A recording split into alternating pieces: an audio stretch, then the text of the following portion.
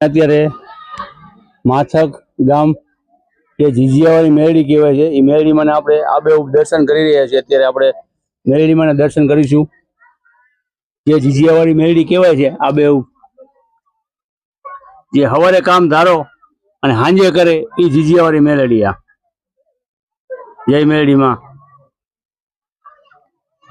Light બંધ જય મેરડીમાં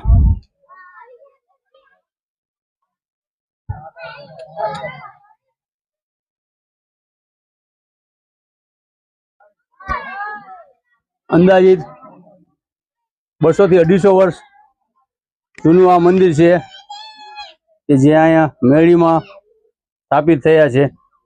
જીજીયાવાળી મેરડીમાં તરીકે ઓળખાય છે। જે આબેહૂબ આપણે મેરડીમાં દર્શન કરી રહ્યા છીએ અત્યારે।